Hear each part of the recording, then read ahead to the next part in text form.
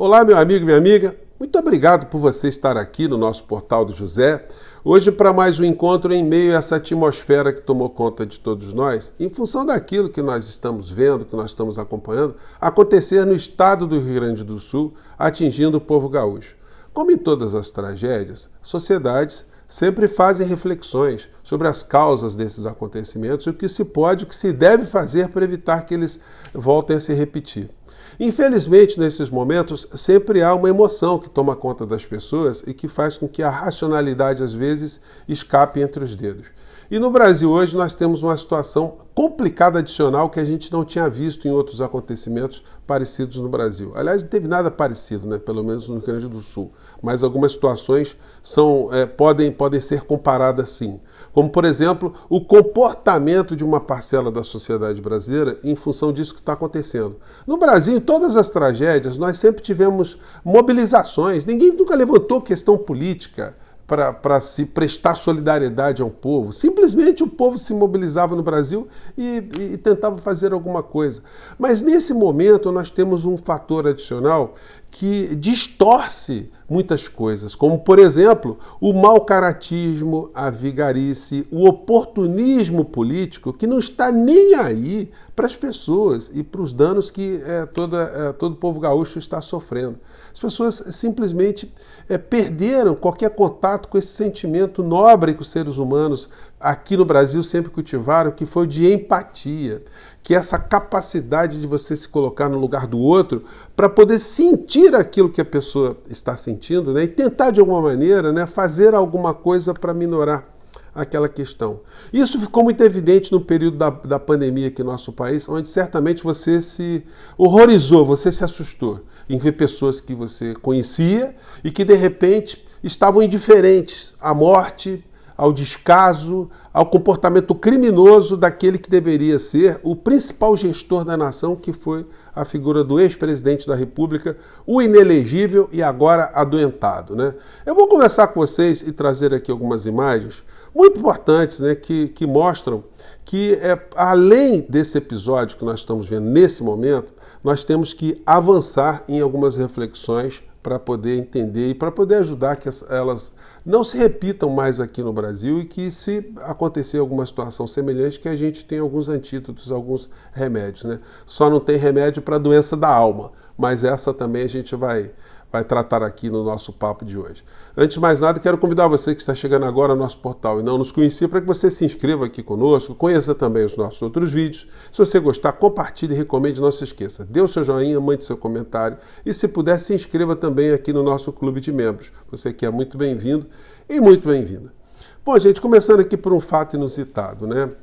Ontem o Jornal Nacional, o principal veículo de comunicação jornalístico aqui no nosso país, foi apresentado do Rio Grande do Sul, né? A equipe toda foi deslocada para lá, a gente não sabe quanto tempo eles ficaram para lá, mas se comportaram quase como um escritório de correspondência ou de uma situação de guerra, uma situação de conflito. Foram para ali, né?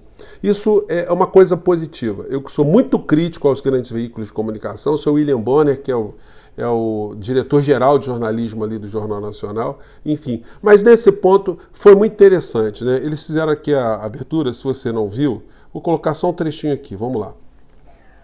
A partir de hoje, o desastre que os brasileiros viram se avolumando desde a semana passada no Rio Grande do Sul passa a ser apresentado pelo Jornal Nacional aqui, onde os fatos estão se desenrolando. Bom, isso é positivo. Porque, ao contrário trazer toda a atmosfera das coisas que estão acontecendo, porque isso, inegavelmente, acaba fazendo com que as pessoas reflitam.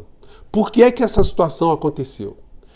Aquele drama comove você, aquele drama faz com que você cobre das pessoas que você tem algum contato no mundo da política a opinarem também, a se apresentarem também para o debate, para o enfrentamento dessa questão.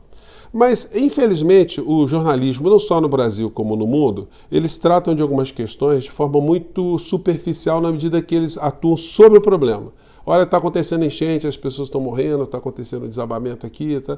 Mas eles não avançam para poder esclarecer às pessoas por que é que aquilo está acontecendo. e como se fazer, como se deve fazer para que esse problema não se repita. E aí, todo o grande telejornalismo, não só no Brasil, mas como em outras partes do mundo, eles evitam entrar na raiz do problema, porque todos os problemas podem ser resolvidos, né? Os problemas de gestões públicas, de problemas que afetam a sociedade. E para resolvê-los, é necessário uma coisa chamada recursos. E quando se fala em deslocar recursos para resolver esse tipo de problema, os recursos eles devem sair de algum lugar.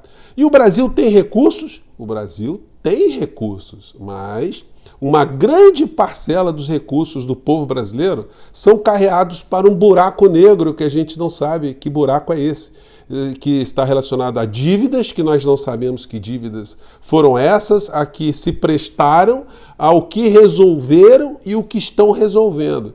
E na medida que esse assunto não é trazido à discussão, ele fica ali protegido, né? Inclusive os partidos progressistas, a esquerda, o governo federal, o presidente da República, o ministro da Fazenda, todos os atores políticos, eles tratam dessa questão como um grande tabu. Ninguém chega e fala dessa questão abertamente. Ninguém fala que essa é uma questão central, que se não for resolvida não tem dinheiro para absolutamente nada.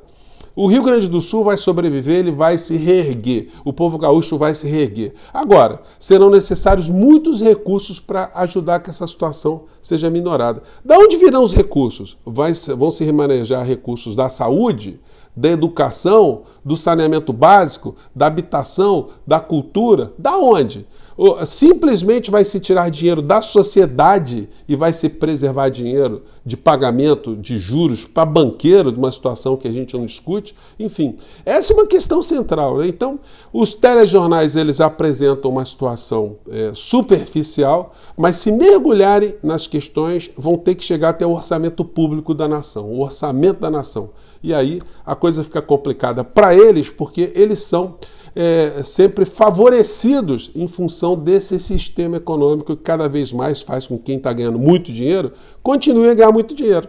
Então, a gente não vai ver setor nenhum empresarial de peso no Brasil ou fora do nosso país preocupado, né, ou preocupados com questões ambientais, com questões orçamentárias para se proteger a sociedade, se proteger o meio ambiente, se isso afetar os seus interesses econômicos, os seus interesses corporativos, né? Então fica aí o registro, aí, eu acho que é importante levantar essa lebre aqui com vocês no nosso espaço, né?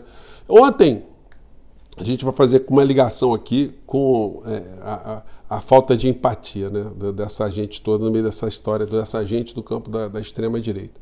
Bom, a matéria é: Bolsonaro é internado em São Paulo para tratar erisipela e obstrução intestinal. Comentei isso com vocês ontem, ele permanece internado ainda e eu recebi aqui milhares de comentários no portal do José, abordando as questões muito interessantes em relação a essa internação do Bolsonaro. Muitas pessoas especulando que ele está tentando fugir, desviar o foco, ele está preocupado com a polícia, outras pessoas desejando o pior para ele, outras pessoas desejando que ele se recupere. A grande maioria desejou que ele se recupere para que ele possa ser responsabilizado pelos crimes que ele cometeu contra o povo brasileiro. Mas se tiver um sofrimentozinho adicional no meio dessa história, ninguém está reclamando também não, né? Foi o que eu percebi aqui na maior parte dos comentários aqui do nosso portal do José. E a figura do inelegível, ele comanda aqui no Brasil, né, um grupo muito grande de pessoas que se alinham a ele numa série de comportamentos esses muitas vezes negacionistas. Mas por que negacionistas? Por que se nega uma coisa? Bom, quando você nega a existência de alguma coisa, de um acontecimento, evidentemente você está se negando a tratar do problema. Se ele não existe, então para que eu vou tratar? Então, se eles negam que existe um aquecimento global, então por que você vai ter políticas públicas para fazer alguma coisa que se conflite com interesses econômicos? Bom, isso aqui no Brasil ficou mais enfatizado com o bolsonarismo, como eu tenho sempre salientado com vocês aqui, né, que funciona como uma correia auxiliar de transmissão dos grandes interesses transnacionais, interesses financeiros e aqui no nosso país, né? A gente teve a figura do senhor Olavo de Carvalho, que falava coisas como essa aqui, ó. Vamos lá.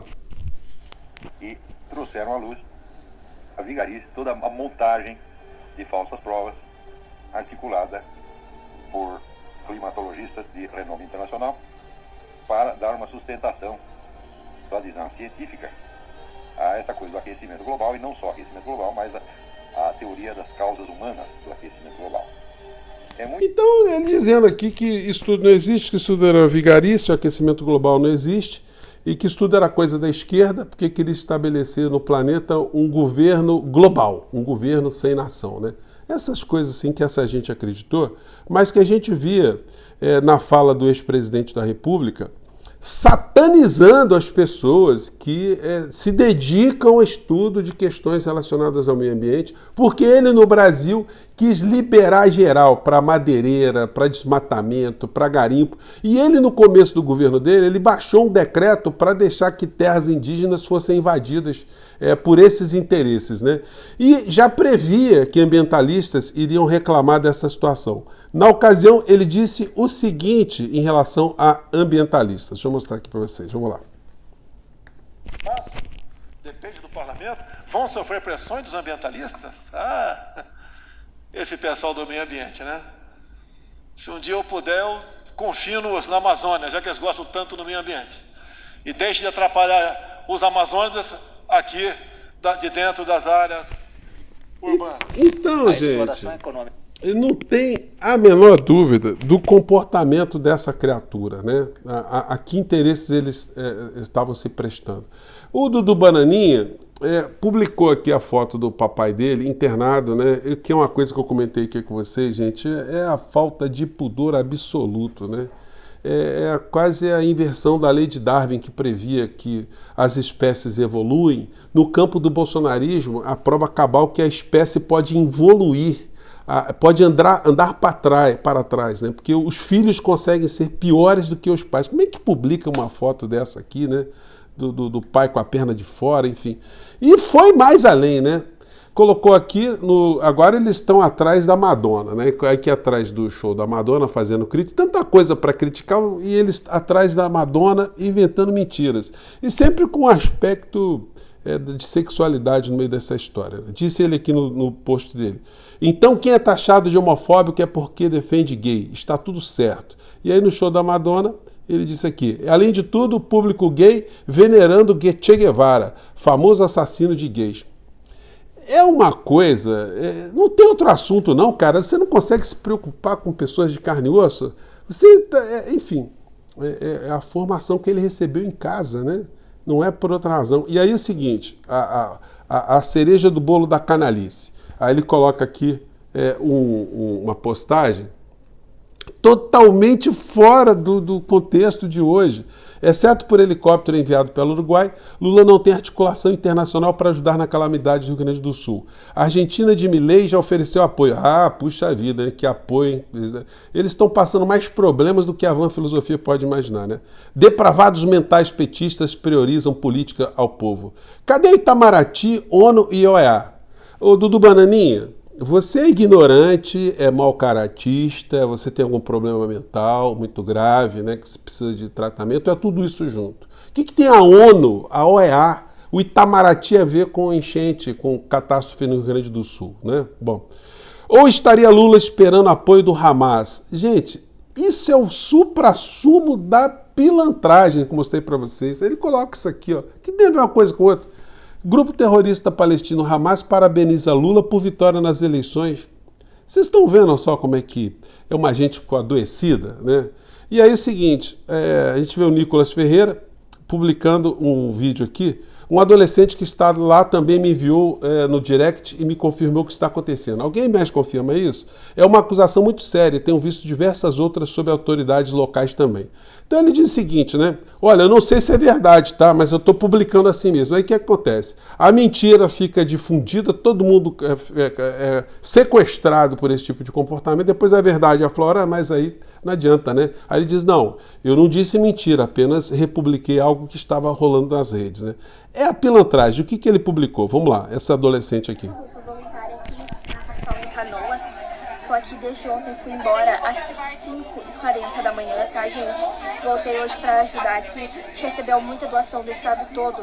Só que o seguinte, a mulher do prefeito de Canoas chegou aqui 4 horas da tarde, não botou a mão em nada pra ajudar, nada aqui dos voluntários. E ela barrou todo mundo que tava aqui pegando as coisas, a gente ajudando aqui, ó, entregar pro povo com fome, o povo saindo da água agora. Então o Nicolas publica. A gente ajudar. Senhor Nicolas, será que o senhor não consegue intuir que isso aí não deve ser uma coisa séria? Que a mulher do prefeito não pode chegar no meio de uma enchente e dizer que não é para distribuir comida para as pessoas, donativos. No entanto, ele fez isso. Mas por que ele fez isso? Aí eu fui dar uma investigada, né, descobri o seguinte, que o prefeito de Canoas, adivinha de qual partido ele é? Do PT. E a esposa casada com o prefeito do PT. Logo, tem tudo a ver, né? Ele não poderia perder a oportunidade de fazer uma fake news, uma mentira, ainda colocando uma adolescente, né, que é um crime, porque ele é uma situação absolutamente irregular, e ele espalha essa situação como sendo verdadeira. Então, gente, vocês vejam o que nós estamos passando, né?